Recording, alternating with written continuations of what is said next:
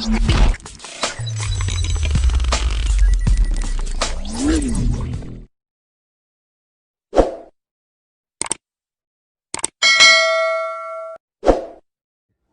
malam teman-teman. Ini kayaknya mungkin saya nggak perlu presentasikan utuh keseluruhan karena sangat panjang ya, 45 menit itu panjang sekali. Saya pikir kita bisa cepat saja ke poin-poin utamanya. Ya, jadi datakrasi dalam bayangan saya ini kan kenapa saya beri judul seperti itu ya, subjudulnya kan membayangkan tata politik yang tidak merepotkan orang. Jadi kalau biasanya kita bicara politik kan selalu kita membayangkan suatu aktivitas yang sangat repot ya, mulai dari mengorganisir suara, bagaimana kita menyalurkan pendapat di tingkat akar rumput sampai ke dalam proses pengambilan kebijakan, membicarakan juga legitimasi, mempertimbangkan representasi, begitu banyak faktor yang harus kita pertimbangkan di dalam politik dan itu betul-betul menghabiskan hidup gitu. Nah, bisakah kita mengoptimasi proses itu gitu? Kan kita sekarang hidup di dalam suatu era yang disebut sebagai revolusi 4.0, revolusi industri 4.0 kan, di mana segala macamnya itu bisa dioptimalisasi, dipercepat, diwujudkan lewat mesin ya, lewat komputer, lewat software dan seterusnya itu. Nah, bisakah hal yang serupa diterapkan dalam konteks politik? Itu sebenarnya ide awalnya sebetulnya dari datakrasi itu ini. Jadi ketika itu sudah diwujudkan, tentunya kita akan bisa mengalami politik yang tidak merepotkan kita sendiri gitu. Kita lebih bisa santuy dalam menjalankan aktivitas politik itu, lebih santai, lebih enak, lebih nggak perlu habis banyak waktu gitu. Untuk hal-hal yang sifatnya klerikal itu langsung selesai oleh mesin gitu. Harusnya seperti itu. Nah, tapi sejauh mana itu bisa dieksplorasi? Mari kita lihat di konsep datakrasi itu. Nah, titik berangkat yang akan saya gunakan di sini adalah membandingkan datakrasi itu dengan demokrasi ya, tatanan politik yang di mana-mana di seluruh dunia kita akui sebagai yang paling andal lah, yang paling andal di dalam menghadirkan politik yang mempertimbangkan representasi setiap orang di dalam pengambilan kebijakan dan seterusnya. Nah, kalau kita ngelihat secara keseluruhan demokrasi itu kalau mau diringkas itu kan sebenarnya politik berbasis hak. Jadi rights based politics. Jadi konsep utama yang paling fundamental dalam demokrasi itu kan bagaimana mendistribusikan hak ini. Bagaimana bukan hanya itu didistribusikan, tapi bagaimana itu diproduksi, didistribusikan, kemudian dikonsumsi. Demokrasi itu adalah sistem dari hak itu sendiri. Tujuannya adalah tentu saja agar hak setiap orang tidak melanggar dan tidak terlanggar oleh hak orang lain. Jadi betul-betul membangun suatu tata kelola hak yang bisa memenuhi hak setiap orang seperti itu. Nah, mekanismenya bagaimana? Produksinya tentu saja kalau dalam demokrasi hak itu diasumsikan embedded di dalam setiap atau tertanam di dalam setiap orang. Setiap warga negara itu punya hak politik dasar yaitu hak suara. Yang kemudian itu hak suara itu sebagai kapasitas politik itu diwujudkan di dalam pemilihan eksekutif ataupun legislatif ya, disalurkan ke dalam institusi negara seperti itu. Nah, kemudian itu dibelanjakan hak itu oleh negara itu dalam bentuk kebijakan-kebijakan yang atas namanya selalu adalah atas nama rakyat. Jadi ini adalah satu proses yang bisa dilihat sebagai semacam proses yang terstruktur oleh produksi, distribusi, dan konsumsi hak. Gitu. Jadi yang titik berangkatnya adalah pada politik suara itu. Nah, masalahnya kita tahu bahwa problem klasik dari demokrasi itu adalah selalu ada jurang antara presentasi dan representasi. Kita tahu representasi itu kan adalah perwakilan dari suara kita ketika dia dibawa dalam bentuk satu institusi, entah itu eksekutif, entah itu legislatif, seperti itu. Nah, presentasi itu artinya adalah penghadiran langsung dari hak kita. Jadi ketika kita komen di medsos, kita turun aksi menyatakan suara kita, pendapat kita terhadap satu isu politik, dan seterusnya, itu presentasi. Nah, idealnya dalam demokrasi kan semua yang dipresentasikan secara langsung ini sudah terwakili di dalam representasinya. Tapi kenyataannya kan selalu ada jurang. Ya.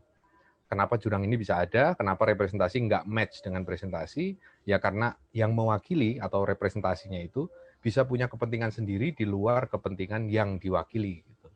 Jadi ada gap antara kepentingan yang mewakili dan kepentingan yang diwakili. Dan itu yang menjadi dasar kenapa demokrasi seringkali dilihat sebagai sistem yang penuh menghasilkan banyak masalah seperti itu. Nah, dalam konteks demokrasi langsung itu persoalan juga sama ya. Jadi kalau kita tadi bicara, itu kan demokrasi tidak langsung, demokrasi representasional dengan satu sistem perwakilan langsung lewat suara partai atau pimpinan negara dan seterusnya. Tapi bagaimana kalau demokrasi langsung seperti era Yunani kuno, semua orang mengorganisasi diri mereka di dalam satu kolektif, dalam satu komune katakanlah seperti itu, apakah itu bisa menyelesaikan masalah itu.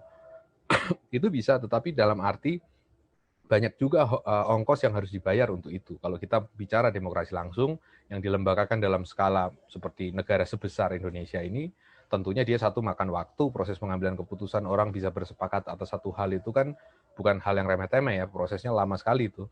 Dan yang kedua tidak bisa scalable, artinya dia mungkin hanya berlaku di tingkat kecil ya, makanya di era Yunani itu berlaku di tingkat polis yang kurang lebih sekarang ini ya kayak kecamatan lah.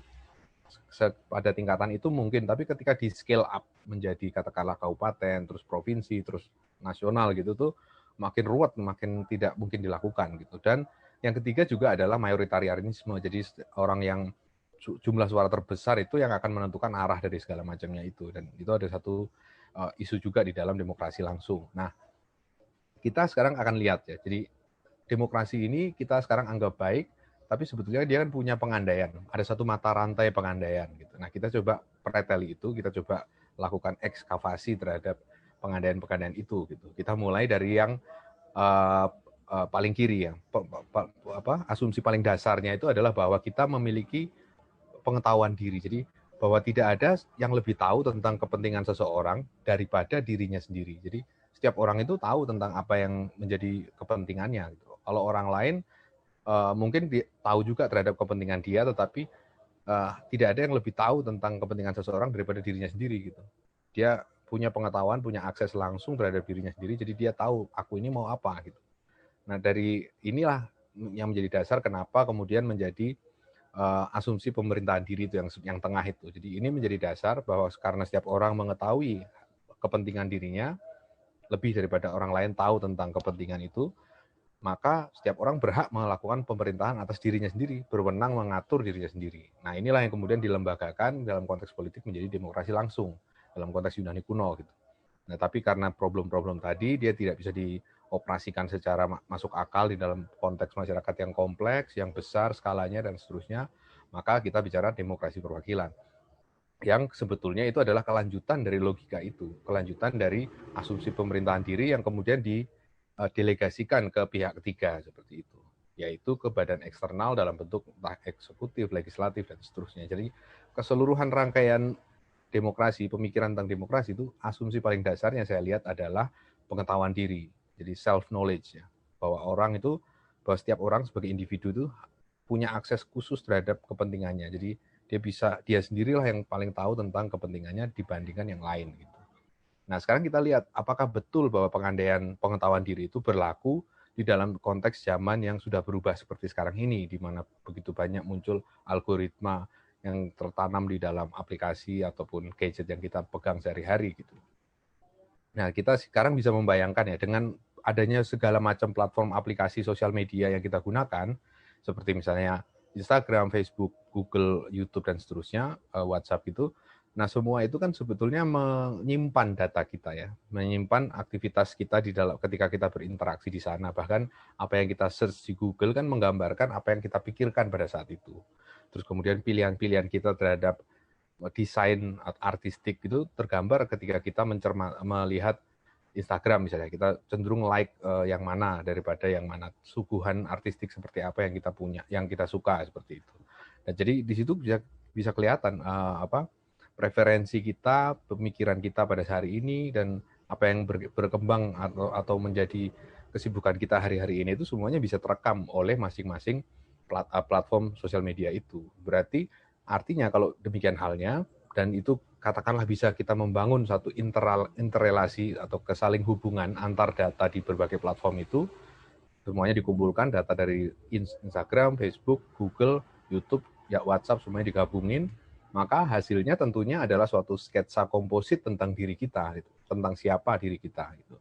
Nah, itu adalah kerangka pikir dasar dari data kreasi itu. Nah, kalau demikian halnya, kalau kita bisa mencapai sketsa komposit tentang diri kita, termasuk diri kita sendiri, yang lebih akurat daripada apa yang kita bayangkan tentang diri kita, apa yang kita narasikan, apa yang kita ceritakan tentang diri kita, itu semua itu kalah akurat dibandingkan data yang didapat oleh interaksi aktual kita di dalam berbagai aplikasi itu, maka sebetulnya pengandaian tentang asumsi pengetahuan diri tadi runtuh kan, tidak berlaku kan di dalam konteks sekarang. Tidak benar bahwa hanya aku yang paling tahu tentang kepentingan diriku. Facebook lebih tahu tentang kepentingan diriku daripada aku. Karena seringkali ketika kita berinteraksi di sosmed misalnya, kita membuat pilihan-pilihan yang tidak kita sadari, yang ketika kita narasikan itu nggak muncul, tetapi sebetulnya itu yang kita inginkan seperti itu. Nah, kalau potret seperti itu sudah dikompil secara lengkap membentuk satu sketsa komposit, maka gambaran utuh tentang diri kita, kepentingan kita itu akan jauh lebih kelihatan di situ daripada pengakuan kita sendiri seperti itu. Sehingga asumsi pengetahuan diri runtuh kan, gagal. Nah, kalau asumsi itu gagal atau tidak berlaku, maka asumsi yang didasarinya yaitu pemerintahan diri juga tidak berlaku. Kita tidak harus punya demokrasi langsung dan kita pada akhirnya juga tidak harus punya demokrasi perwakilan gitu. Dengan adanya perkembangan revolusi industri 4.0 dengan algoritma seperti itu tadi menjadi mubazir yang lain-lain karena asumsinya tidak lagi terpenuhi seperti itu. Lalu apa alternatifnya? Nah, di situ kita bicara tentang datakrasi. Secara singkat itu sebetulnya adalah suatu konsep tentang tata pemerintahan yang dikelolanya itu betul-betul berbasis pada algoritma yang ada di berbagai macam platform digital yang kita interaksikan setiap hari itu. Dan artinya dia dikelola secara impersonal, tidak ada individu ataupun kelompok pemimpin, dan kita asumsikan juga itu tidak dikelola oleh seorang atau bisnis gitu ya, dalam kerangka bisnis gitu yang kemudian bisa memungkinkan adanya perbedaan kepentingan gitu ya, konflik kepentingan, tetapi betul-betul itu dilembagakan sebagai sebuah tata pemerintahan, jadi impersonal, tidak ada manusia, semuanya digerakkan oleh AI atau kecerdasan buatan yang bekerja di dalam algoritma itu, yang menghimpun seluruh aktivitas warga negara. Kita bayangkan kondisinya adalah seperti itu, yang dimaksud dengan datakrasi itu. Nah, artinya dengan demikian maka kita bisa memetakan bukan hanya kepentingan diri setiap orang, setiap warga negara, tetapi ketika data tentang kepentingan diri itu diramu atau dikaitkan dengan semacam aksioma dalam sistem formal itu disebut sebagai aksioma atau landasan pengambilan keputusan yang diinstal sebagai konstitusi, Undang-Undang Dasar 45, Pancasila, dan seterusnya, maka dia akan bisa mendeduksikan atau mengkalkulasi langkah-langkah kebijakan paling efisien yang harus ditempuh sehingga kepentingan diri dari setiap warga negara itu tercapai sesuai dengan konstitusi. Gitu. Jadi ini seperti semacam buase untuk politik. Gitu.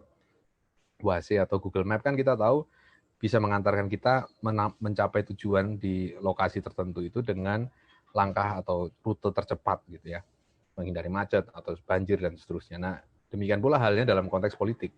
Ada suatu rute tercepat yang bisa dicapai untuk mewujudkan katakanlah Indonesia merdeka, adil, makmur, sejahtera misalnya. Itu apa? Nah itu bisa tidak perlu kita yang memikirkan. Kita hanya perlu berinteraksi di dalam seluruh platform itu, biar nanti si datakrasi AI-nya itu yang mendeduksikan hasilnya dengan mempertimbangkan konstitusi dan Undang-Undang Dasar 45 dan Pancasila itu tadi. Jadi keluar hasilnya seperti apa.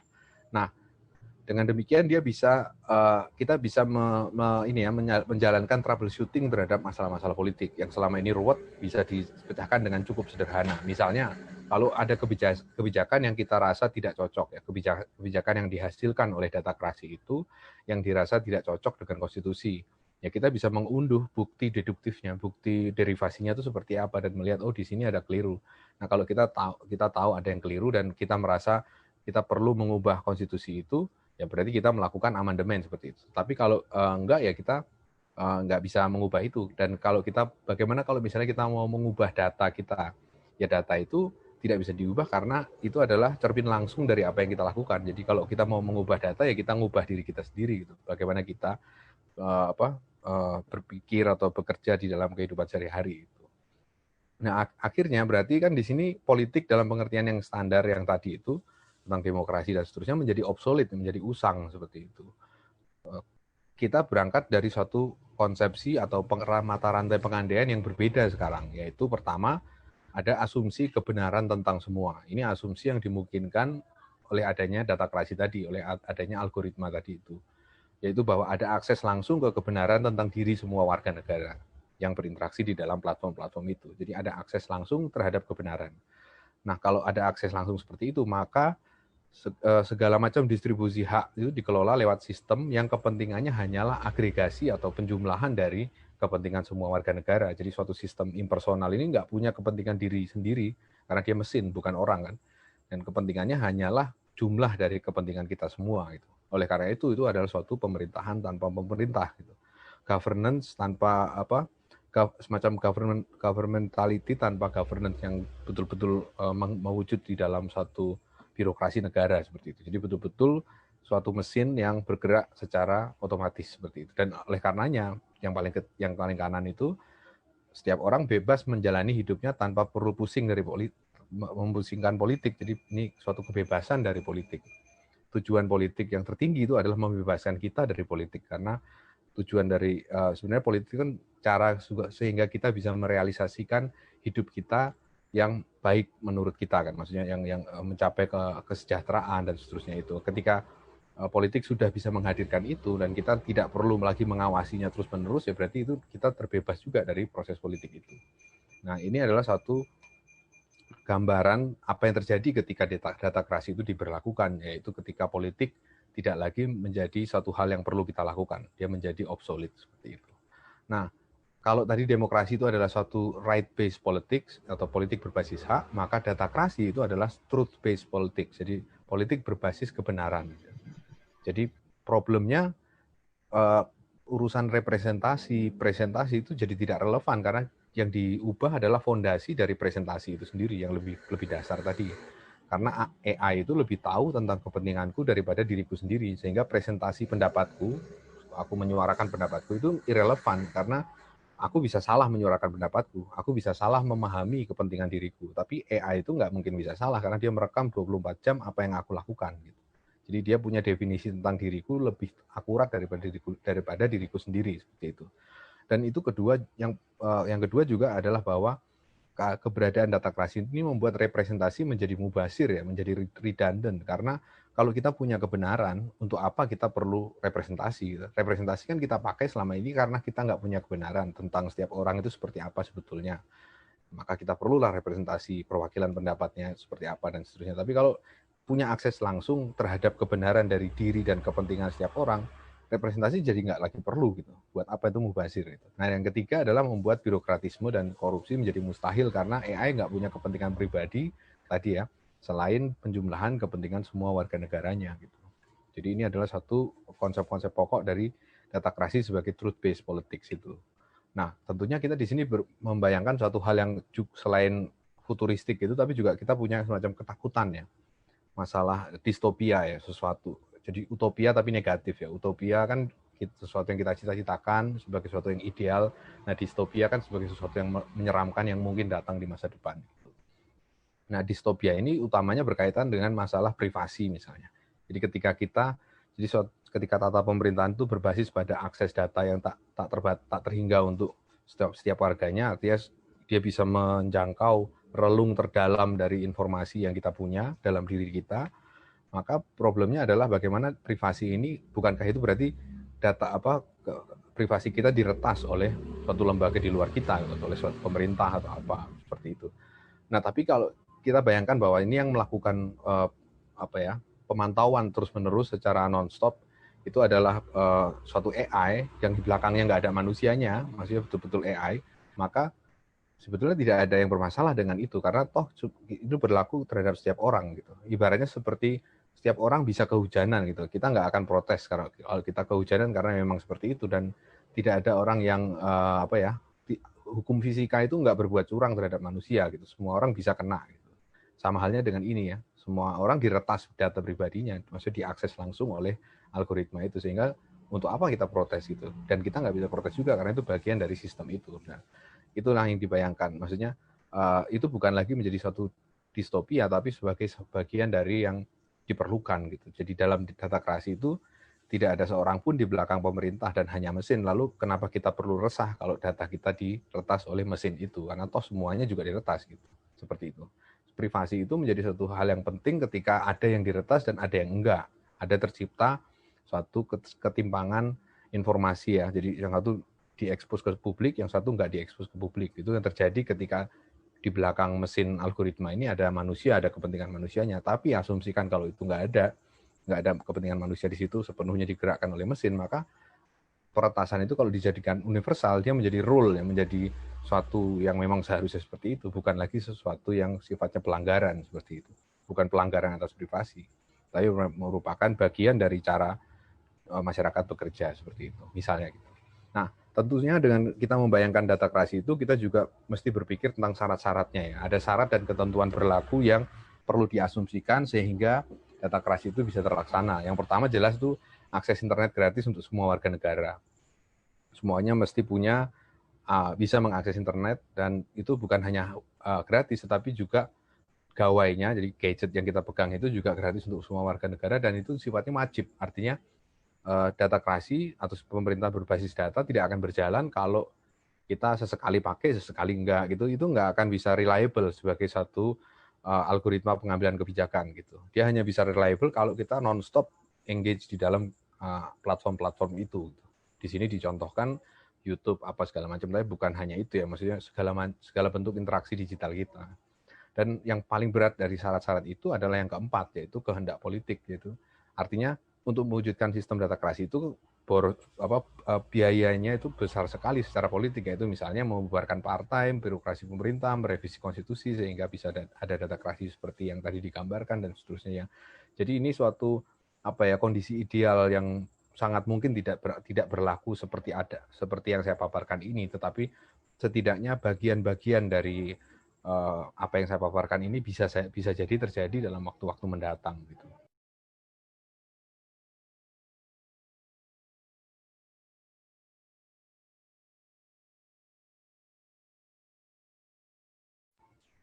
Oke, tadi sempat mute ya. Oke, jadi itu aja sih dari saya, sudah selesai. Mungkin semoga nggak terlalu lama waktunya. Saya kembalikan ke moderator. Makasih.